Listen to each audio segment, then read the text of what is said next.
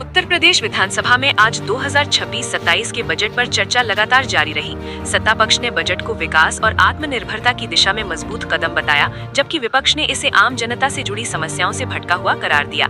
सदन में तीखी बहस का माहौल बना रहा और माना जा रहा है कि मुख्यमंत्री योगी आदित्यनाथ खुद आज सभी सवालों का जवाब दे सकते हैं। चलिए बढ़ते हैं अगली खबर की ओर। इलाहाबाद हाईकोर्ट ने फर्जी मार्कशीट बनवाने के गंभीर मामले में आरोपी वकील को राहत देने से साफ इनकार कर दिया। कोर्ट ने कहा कि इस तरह के मामलों में सख्ती जरूरी है ताकि न्यायिक व्यवस्था पर लोगों का भरोसा बना रहे। अदालत के इस फैसले को कानून व्यवस्था और पेशे की मर्यादा से जोड़कर देखा जा रहा है। चलिए बढ़ते हैं अगली खबर की ओर। संभल में एफआईआर दर्ज न करने के निचली अदालत के आदेश के खिलाफ अब इलाहाबाद हाईकोर्ट में याचिका दाखिल की गई है। याचिकाकर्ता का कहना है कि मामले में गंभीर धाराएं बनती हैं और एफआईआर न होना न्याय के खिलाफ है। हाईकोर्ट इस पूरे मामले की वैधानिकता पर सुनवाई कर सकता है। चलिए बढ़ते हैं अगली खबर की ओर। प्रदेश में आज राजनीति से लेकर प्रशासन तक कई अहम अपडेट सामने आए। विभिन्न जिलों में अधिकारियों की समीक्षा बैठकें हुई, वहीं सत्ता और विपक्ष के बीच बयानबाजी भी तेज रही। सरकार की प्राथमिकताओं और प्रशासनिक सख्ती को लेकर दिन भर हलचल बनी रही। चलिए बढ़ते हैं अगली खबर की ओर। बजट सत्र के दौरान धन्यवाद प्रस्ताव पर विधानसभा में जबरदस्त बहस देखने को मिली। विपक्ष ने सरकार की नीतियों पर सवाल खड़े किए, जबकि सत्ता पक्ष ने उपलब्धियों की लंबी सूची गिनाई। कानून व्यवस्था, रोजगार और महंगाई जैसे मुद्दों पर सदन का माहौल गर्म रहा। चलिए बढ़ते हैं अगली खबर की ओर। विधानसभा में आज कानून व्यवस्था को लेकर भी सख्त बहस हुई। विपक्ष ने कुछ जिलों में अपराध के मामलों का हवाला दिया, वहीं सरकार ने त्वरित कार्रवाई और पुलिस सुधारों की बात कही। दोनों पक्षों के बीच तीखे सवाल जवाब से सदन में तनावपूर्ण स्थिति बनी रही। चलिए बढ़ते हैं अगली खबर की ओर। कोर्ट और सरकार के बीच एफआईआर और न्यायिक प्रक्रिया को लेकर कानूनी बहसें लगातार सामने आ रही हैं। कुछ मामलों में न्यायालयों ने प्रशासन से जवाब तलब किया है, जिससे संवैधानिक संतुलन और अधिकारों पर चर्चा तेज हो गई है। यह मुद्दा आने वाले दिनों में और अहम हो सकता है। चलिए बढ़ते हैं अगली खबर की ओर। राज्य प्रशासन कई जिलों में एक साथ कार्रवाई और नई नीतियों को लागू करने में जुटा हुआ है। भूमि, राजस्व और नगर निकाय से जुड़े मामलों में तेज फैसले लिए जा रहे हैं। सरकार का फोकस योजनाओं को जमीन पर उतारने पर बताया जा रहा है। चलिए बढ़ते हैं अगली खबर की ओर।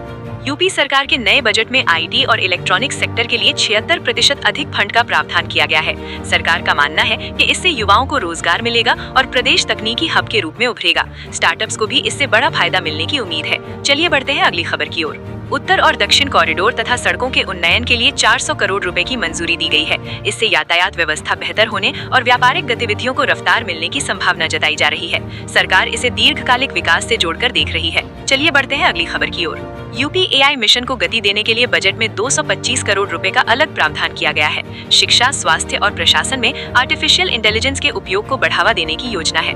इससे प्रदेश को तकनीकी रूप से अग्रणी बनाने की कोशिश मानी जा रही है। चलिए बढ़ते हैं अगली खबर की ओर। धार्मिक पर्यटन और तीर्थ स्थलों के बुनियादी ढांचे के विकास के लिए 500 करोड़ रुपए का बजट रखा गया है। सरकार का कहना है कि इससे श्रद्धालुओं की सुविधा बढ़ेगी और स्थानीय लोगों को रोजगार मिलेगा। धार्मिक पर्यटन को आर्थिक मजबूती से जोड़ा जा रहा है। चलिए बढ़ते हैं अगली खबर की ओर। वन डिस्ट्रिक्ट वन क्यूजीन योजना के लिए 75 करोड़ रुपए आवंटित किए गए हैं। इस योजना के तहत हर जिले की पारंपरिक खाद्य संस्कृति को बढ़ावा दिया जाएगा।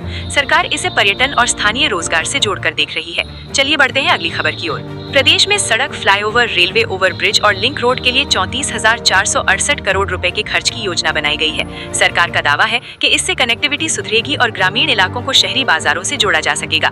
चलिए बढ़ते हैं अगली खबर की ओर। उद्योग और निवेश को आकर्षित करने के लिए नई टेक्नो इनोवेशन पहले शुरू करने की तैयारी है। सरकार निवेशकों को बेहतर सुविधाएं और सिंगल विंडो सिस्टम देने पर जोर दे रही है। इससे यूपी को निवेश का बड़ा केंद्र बनाने की रणनीति मानी जा रही है। चलिए बढ़ते हैं अगली खबर की ओर।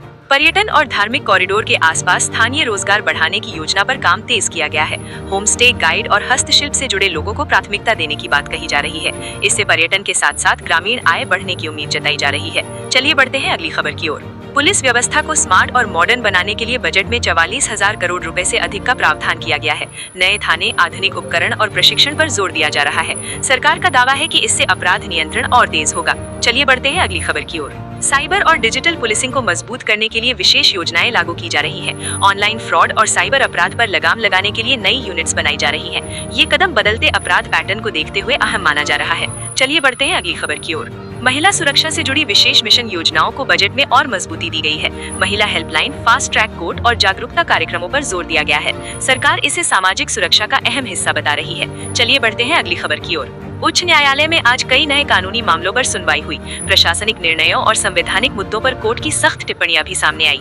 इन मामलों का असर भविष्य की नीतियों पर पड़ सकता है। चलिए बढ़ते हैं अगली खबर की ओर। राज्य प्रशासन में नीति परिवर्तन से जुड़े मामलों की सुनवाई लगातार जारी है।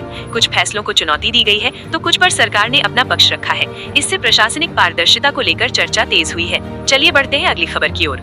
यूपी सरकार के लिए विधायकों के बयान सामने आए हैं, जिनमें प्रदेश को विकास मॉडल के रूप में पेश किया गया है। निवेश, इंफ्रास्ट्रक्चर और कानून व्यवस्था को इसकी बड़ी उपलब्धि बताया जा रहा है। चलिए बढ़ते हैं अगली खबर की ओर।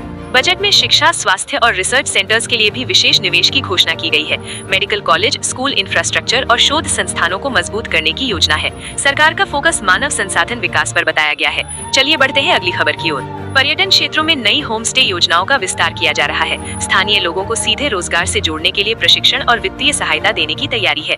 इससे पर्यटन के साथ साथ ग्रामीण आय बढ़ने की उम्मीद जताई जा रही है। चलिए बढ़ते हैं अगली खबर की ओर। प्रदेश में आज का दिन बजट, राजनीति, न्याय और विकास से जुड़ी बड़ी खबरों से भरा रहा।